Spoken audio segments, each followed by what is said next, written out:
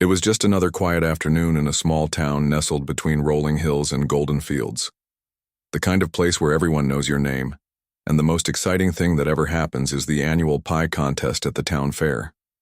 That's where Margaret lived. An 82-year-old woman with silver hair pulled into a neat bun, and hands that had spent more than 7 decades shaping lives, folding laundry, and turning pages in well-worn books. Margaret had always been a gentle soul. She spoke softly, smiled often, and carried herself with the calm grace of someone who had seen a lot but didn't feel the need to say much about it. Her house smelled like lemon polish and old photo albums. Framed pictures lined the walls. Her late husband, Henry, standing tall in his uniform, her children as babies wrapped in soft blankets, and one faded photo of a younger Margaret sitting at a piano, fingers poised above the keys. That picture held a story she rarely told.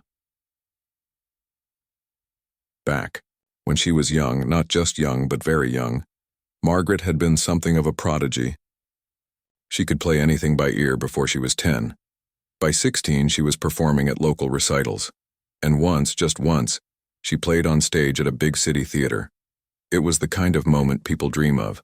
Lights shining, silence in the crowd, music flowing from her like water. But life, as it often does, had other plans. She got pregnant at 19, decided to give up the dreams so she could raise her child right. Music took a back seat. Then came marriage, work, raising a family, losing loved ones, and simply getting older. Life moved forward, and the piano became less of a passion and more of a memory. Still, every evening, after supper and a cup of tea, she would sit down at the old upright piano in her living room. The wood was worn, the finish scratched, but the sound still rang clear. She never played for anyone but herself anymore. Just little pieces, sometimes from memory, sometimes made up on the spot. It was her way of staying connected to something deep inside her, something that still felt alive. One day her grandson came to visit. He was in his mid-20s, full of energy, working behind the scenes at a popular late-night comedy show that aired nationally. He was always looking for quirky ideas to impress his bosses. On this particular visit, he noticed Margaret playing again, how fluidly her fingers moved, how peaceful she looked while doing it. "You should come on our show," he said, half joking. "They love cute old people." Margaret laughed gently, shaking her head. "I don't think they want me playing Chopin." "Maybe not," he said, grinning. "But you'd be a hit. You're adorable." A few days later, he called her again. This time, he wasn't joking. "They actually want you on the show," he said. "Just a quick segment, nothing big, a fun bit about elderly talents.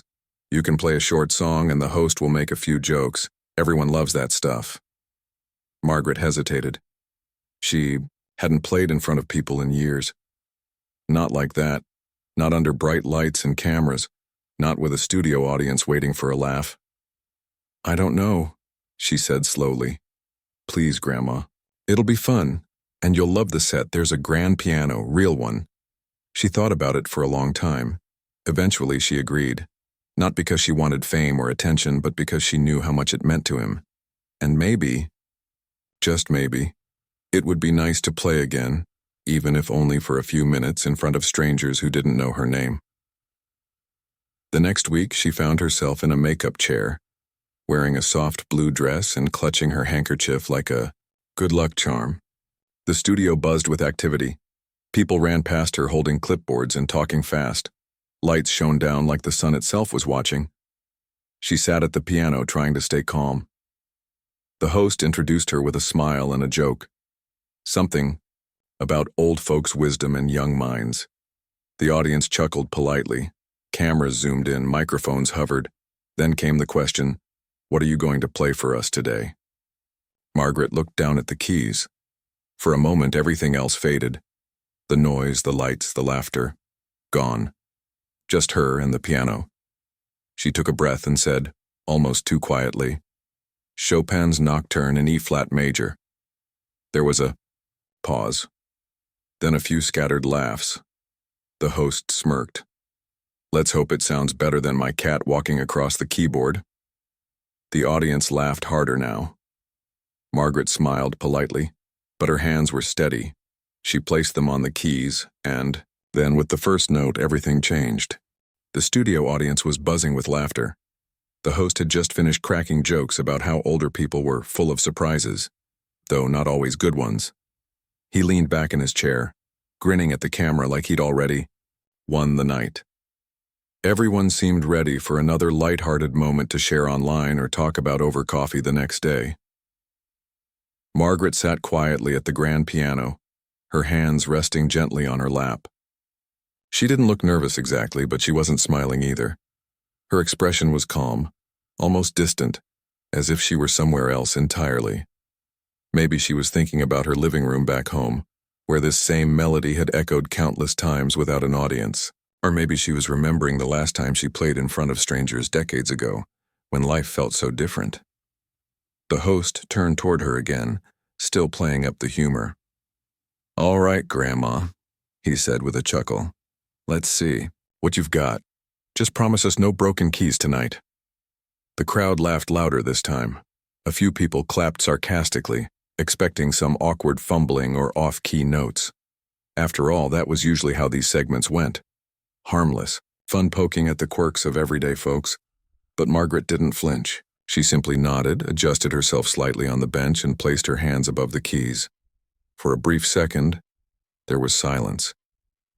Not the kind of silence you notice because it feels empty, but the kind that makes you hold your breath. It was heavy with anticipation, even though most people weren't sure why they suddenly felt so alert. Perhaps it was the way Margaret held herself, poised, steady, like someone who knew exactly what they were doing. And then, she began to play. The first note rang out, soft yet clear, cutting through the air like a whisper turning into a song. It wasn't loud or flashy, but it carried something unmistakable. Emotion. Pure, raw emotion. The sort of sound that grabs hold of your heart before you even realize it's happening. The laughter in the audience died instantly. Mouths closed mid-smile. Eyes widened. By the third note, the entire studio seemed frozen. Even the host stopped mid-joke, his words trailing off into nothingness. His grin faltered, replaced by an expression of genuine surprise. The cameras panned across the audience, capturing faces that ranged from awe to disbelief. Some people leaned forward in their seats, as if moving closer could help them understand what was happening. Others covered their mouths, tears already welling up in their eyes. Margaret's fingers danced across the keys with effortless grace. Each note flowed seamlessly into the next, creating a melody so hauntingly beautiful that it felt otherworldly. It wasn't just skill, though there was plenty of that. It was something deeper, something almost sacred. Every keystroke told a story, of joy, of loss, of love, of resilience. The music wrapped around everyone in the room, pulling them into its embrace. Behind the scenes, the production crew stared at the monitors in stunned silence. One of the sound engineers whispered, "Is this real?" Another muttered, "Who is she?" Someone scrambled to check the script as if trying to figure out whether this was planned or completely spontaneous. Even the host, who prided himself on being quick-witted and unflappable, looked utterly speechless. He glanced at Margaret, then at the audience, then back at her again. Finally, after what felt like an eternity, he managed to stammer, wow. Wow." No one laughed anymore. There was no need for jokes, no desire for mockery. What started as a silly segment had transformed into something profound, something unforgettable. People weren't just watching a performance.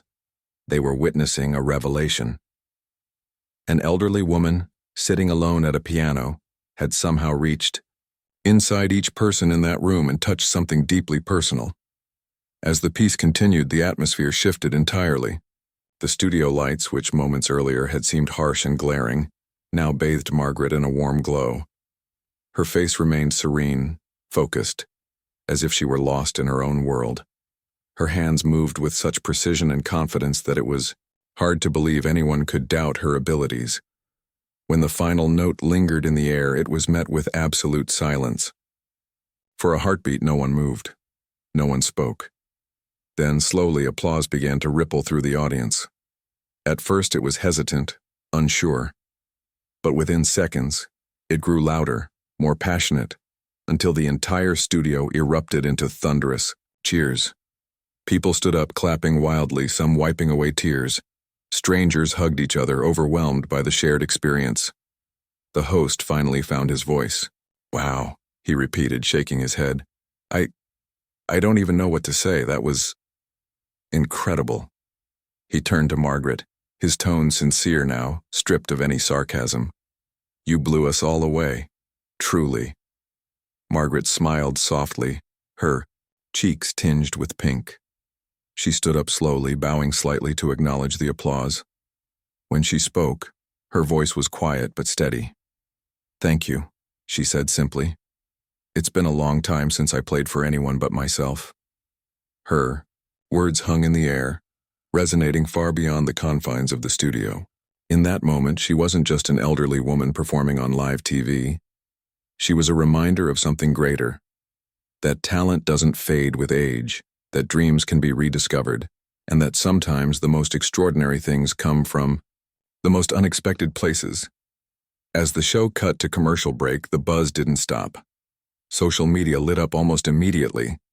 Clips of Margaret's performance began circulating online, accompanied by captions like, "This is why we should never underestimate anyone," and "Proof that magic exists." Viewers flooded comment sections with messages of admiration and gratitude. Some shared stories of their own grandparents or elderly relatives who had hidden talents. Others admitted they'd underestimated older generations and vowed to pay closer attention.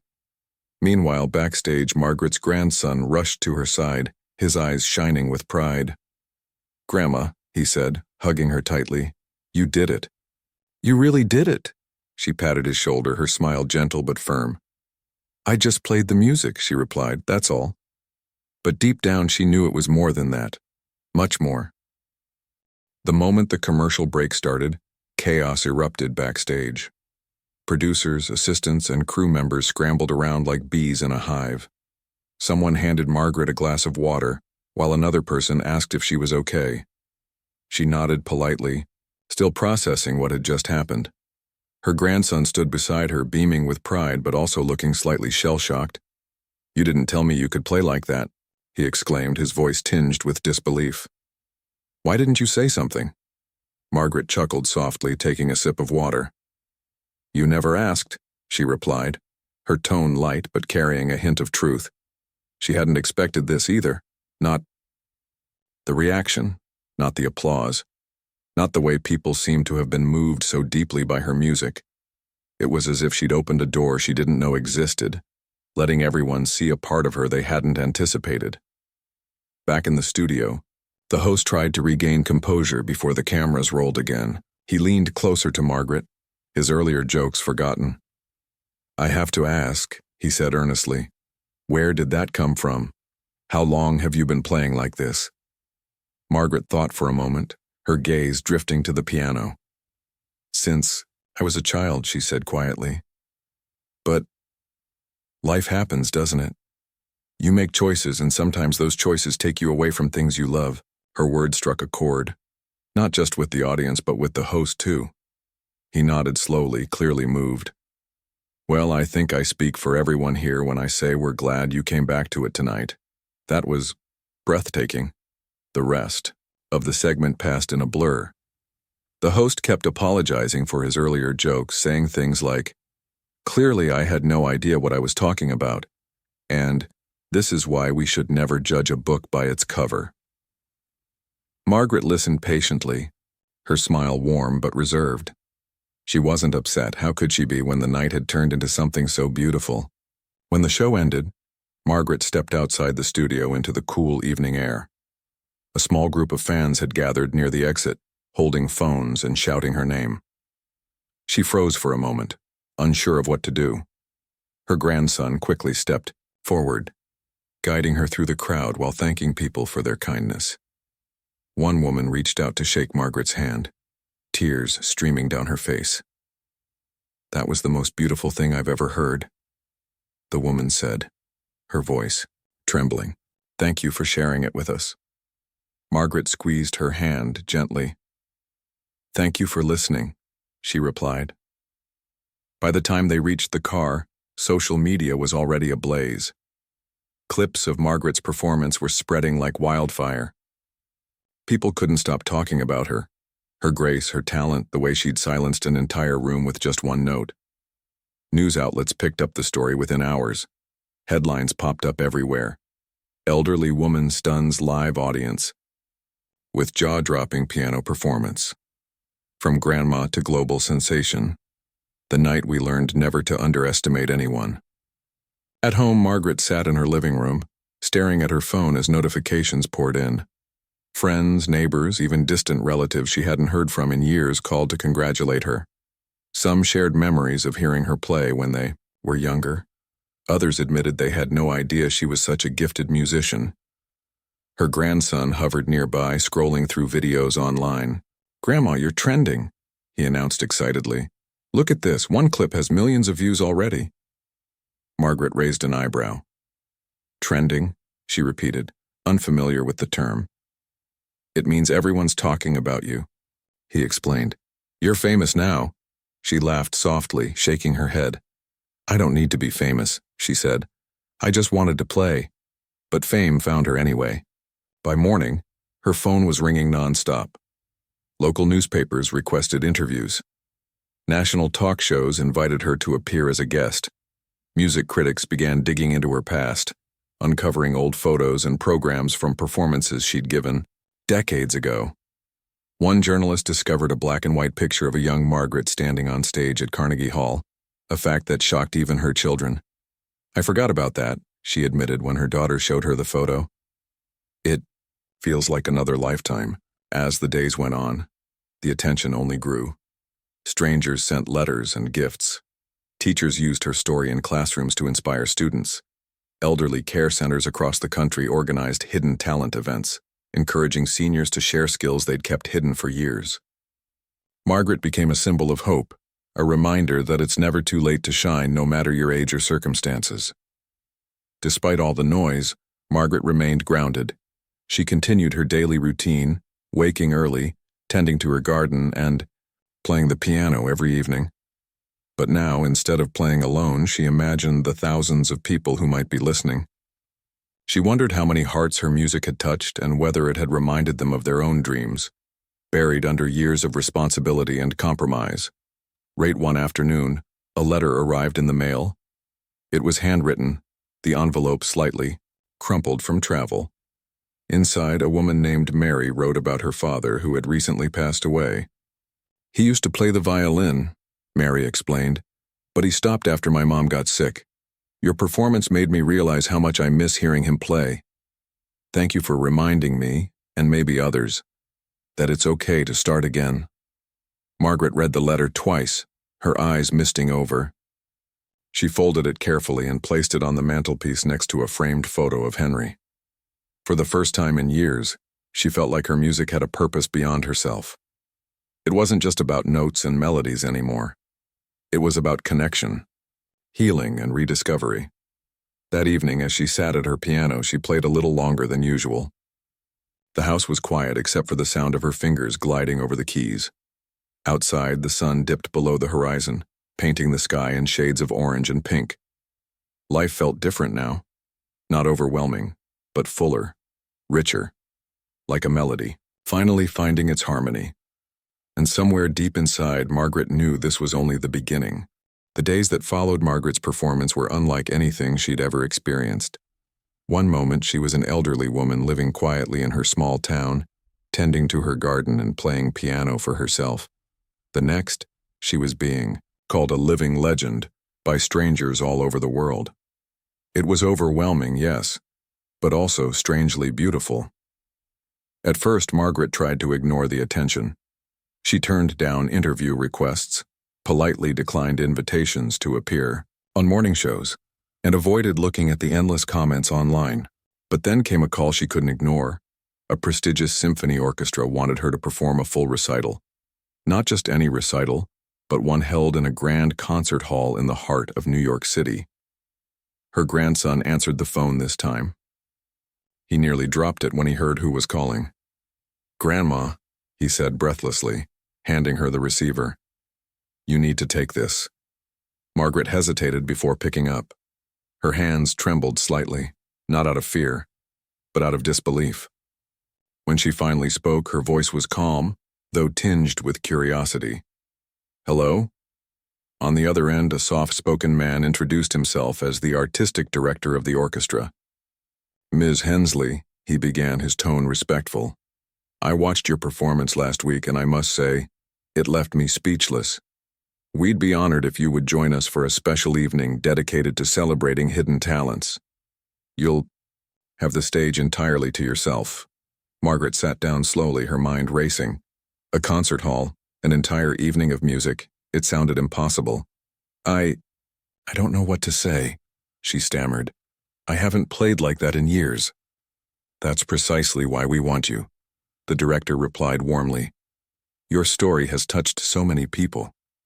This isn't just about the music, it's about inspiration, about showing the world that greatness can come from anywhere at any age."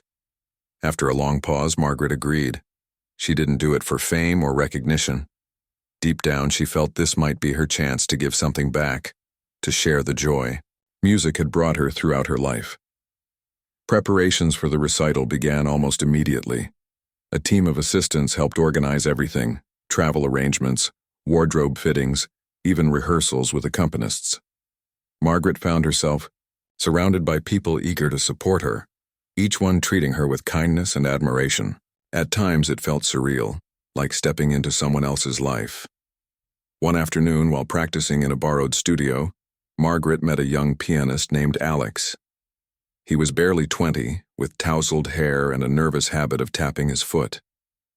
"I've seen your videos," he confessed, his voice filled with awe. "Your technique is incredible. How do you make it look so effortless?" Margaret smiled, pausing mid-song.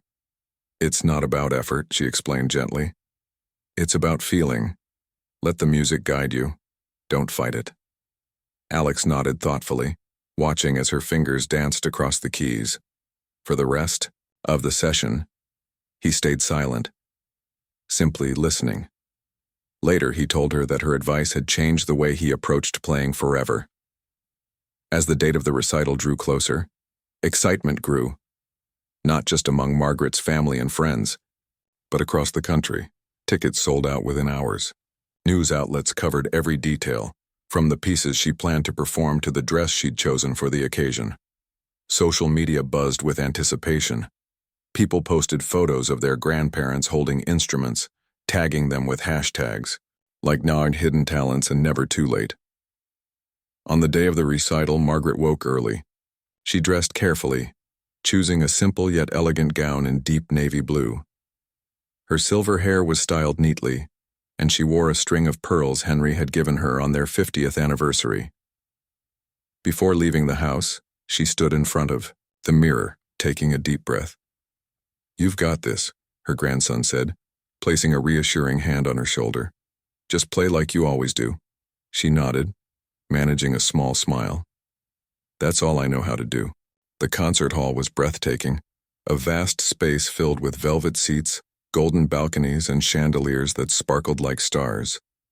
As Margaret walked onto the stage, the audience rose to their feet, applauding loudly.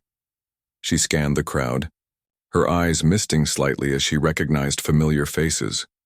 Her children, her grandchildren, old neighbors, and even Mary, the woman who had written her that heartfelt letter. When the applause faded, Margaret took her place at the piano. She closed her eyes for a moment, letting the silence envelop her. Then, with a gentle touch, she began to play. The first piece was Chopin, the same nocturne she'd performed on live TV weeks earlier. This time, however, she poured even more emotion into it. Each note carried the weight of her journey, the sacrifices, the joys, the losses, the rediscovery. The audience listened intently, completely captivated. Some wiped away tears. Others leaned forward, afraid to miss a single sound. Between songs, Margaret spoke briefly, sharing snippets of her story. She talked about growing up poor but determined, about giving up her dreams to raise a family, about finding solace in music during hard times. Her words resonated deeply, earning murmurs of agreement and nods of understanding. By the final piece, the energy in the room had shifted. It wasn't just a performance anymore. It was a celebration. A celebration of resilience, passion, and the power of art to heal and connect. As the last note lingered in the air, the audience erupted into applause once again. This time they refused to let her leave without an encore. Margaret returned to the piano, her heart swelling with gratitude. She chose a light-hearted melody, one she used to play for her children when they were little. The audience laughed softly, recognizing its playful charm. By the end, everyone was smiling, even those who had arrived skeptical about attending a classical music event. After the show, Margaret mingled with attendees in the lobby. Strangers hugged her, thanked her, and shared their own stories of hidden talents or forgotten dreams. A teenage girl shyly handed her a drawing of the piano she hoped to learn someday. An older man, his hands gnarled with arthritis, told her he'd picked up his guitar again after decades of neglect. Each interaction reminded Margaret of why she'd agreed to do this, not for herself, but for others. Music had always been her refuge, but now it had become a bridge, connecting her to countless lives she'd never met. As she climbed into the car later that night, exhausted but fulfilled, her grandson asked, "So, how does it feel to be famous?" Margaret chuckled softly. "I'm not sure I'd call it fame," she said. "But I will say, it feels good to know that my music matters." And for the first time in years, she truly believed it. The days after the recital felt like a whirlwind. Margaret had expected life to settle down eventually, but instead, it seemed like the world wouldn't let her go back to quiet anonymity. Invitations poured in from all corners, requests to perform at festivals, lecture halls, retirement homes, and even schools. Record labels wanted to sign her. Documentaries were pitched about her life. A famous talk show host personally called to invite her for an exclusive interview. At first, Margaret turned most of these offers down. She didn't want fame or fortune, she just wanted to play music and live her simple life. But as more letters arrived, some from elderly people inspired to pick up old hobbies, others from young musicians seeking advice, she began to realize that saying yes might mean helping people find their own courage. Her grandson helped her sift through the opportunities, careful not to overwhelm her. "You don't have to do everything," he reminded her one evening as they sat together in her cozy living room. "But maybe you could choose a few things that feel right." Margaret nodded thoughtfully.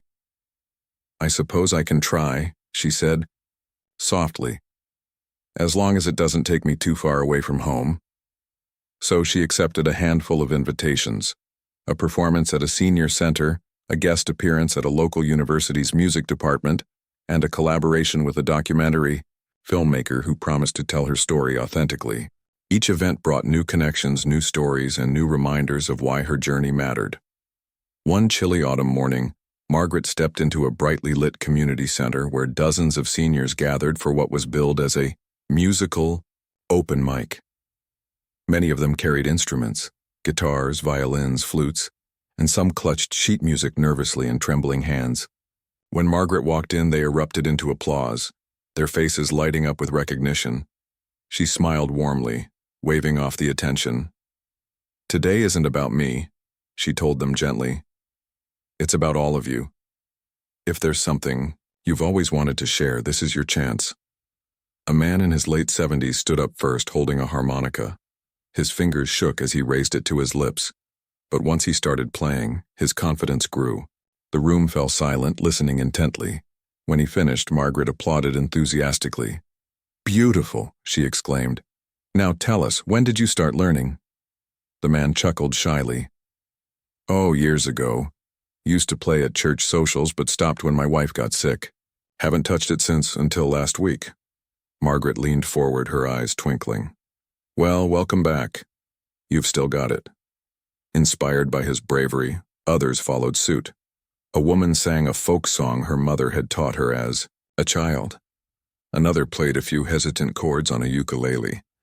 By the end of the session, everyone was laughing, smiling, and sharing memories. Margaret watched it all unfold, feeling a deep sense of fulfillment. These moments weren't about perfection, they were about connection. Later that week, she visited a high school music class.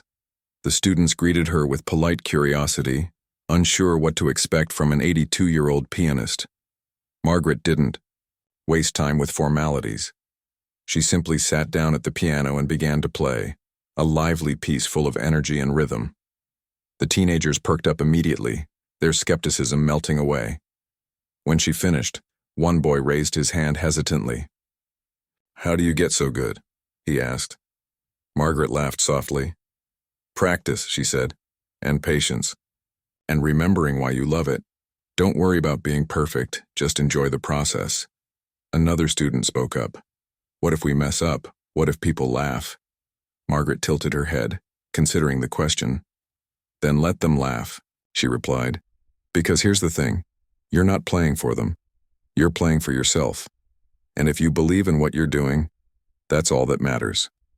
By the end of the class, several students had lined up to ask questions or request tips. One girl lingered behind, clutching a notebook filled with scribbled compositions. "I write songs," she confessed, "but I'm scared to show anyone." Margaret smiled kindly. "Why are you scared?" "Because they might not like it," the girl admitted. "And what if they don't?" Margaret countered gently. "Does that change how much you love writing them?" The girl blinked, considering this for a moment. Then she shook her head. "No."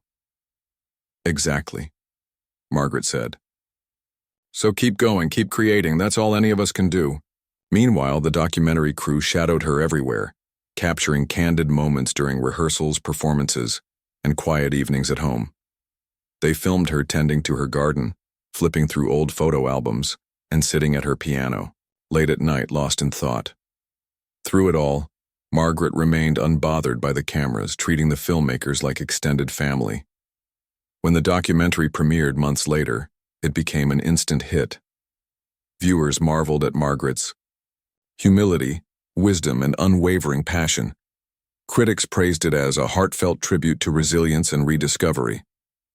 Clips from the film went viral, inspiring countless people to revisit their own forgotten dreams. One scene, in particular, resonated deeply. Margaret sitting alone at her piano, playing a hauntingly beautiful melody while rain tapped against the window. Her voiceover echoed over the music. "Life has a way of pulling you in different directions," she said. "Sometimes you lose sight of who you are. But if you listen closely enough, you'll hear the pieces calling you back. All you have to do is answer." That line struck a chord with audiences worldwide. People posted screenshots of the quote, shared it on social media, and printed it out to hang on their walls. For many, it served as a reminder that it's never too late to reconnect with what truly matters. As Margaret's influence grew, so did her desire to give back. She partnered with organizations that supported arts education for underserved communities, donating proceeds from her album sales and performances. She traveled to nursing homes, hospitals, and rehabilitation centers, offering free concerts and workshops. Everywhere she went, she left behind a trail of hope and inspiration. One day, while visiting a children's hospital, she met a little girl named Lily who loved music but couldn't afford lessons. Margaret spent hours teaching her basic chords on a borrowed keyboard, encouraging her to keep practicing. Months later, Lily sent her a video of herself playing a short tune. Margaret cried as she watched it, overwhelmed by the ripple effect of kindness. Through it all, Margaret stayed grounded. Despite the accolades and adoration, she remained the same humble woman who had once played piano, only for herself. Fame hadn't changed her. It had simply given her a bigger stage to share her message. And what was that message? It was simple, yet profound. Life may pull you away from your passions, but those passions never truly leave you. They wait patiently, ready to guide you home whenever you're ready to return. Margaret never planned to become a symbol of inspiration. She didn't wake up one day deciding to change the world or redefine what it meant to grow older gracefully. If anything, she simply wanted to play music, the way she always had, without expecting applause or recognition. But life has a funny way of taking ordinary moments and turning them into something extraordinary. By the time winter rolled around, Margaret's schedule had slowed down just enough for her to catch her breath.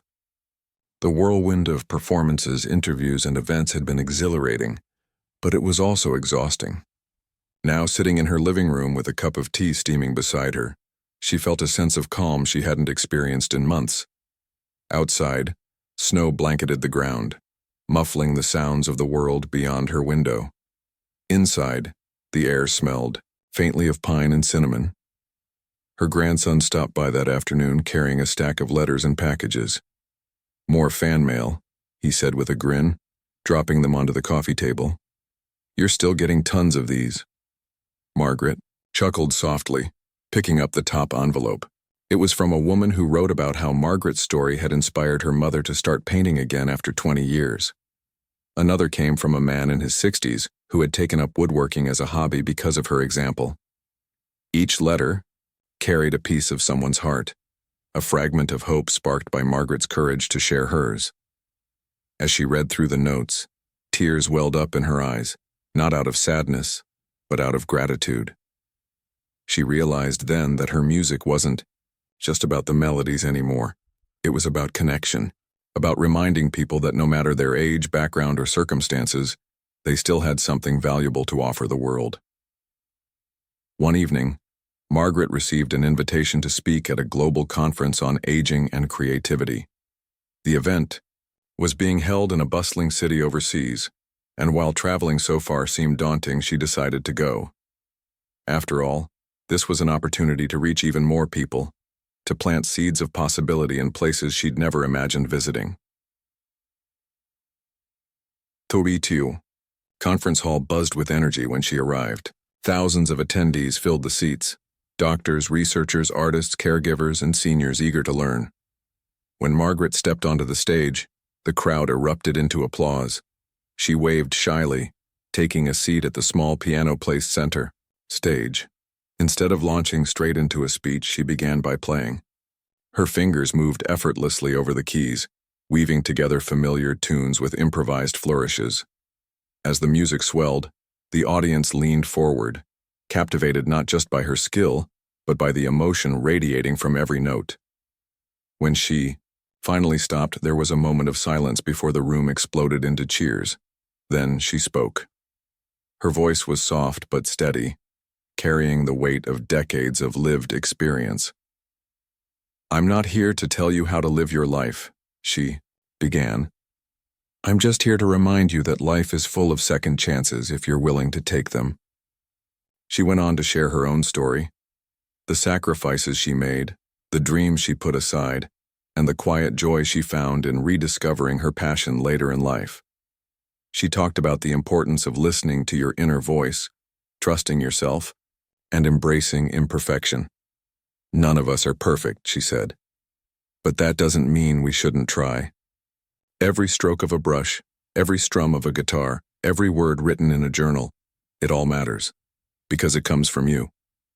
When she finished speaking, the audience rose to their feet, clapping and cheering long after she left the stage.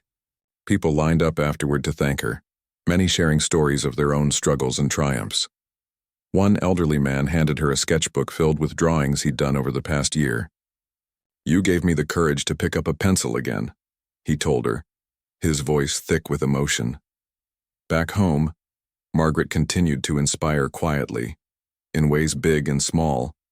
She hosted monthly gatherings at her house for neighbors and friends, turning her living room into a cozy space where people could share their talents without fear of judgment. Some brought instruments, others recited poetry or showcased crafts they'd made.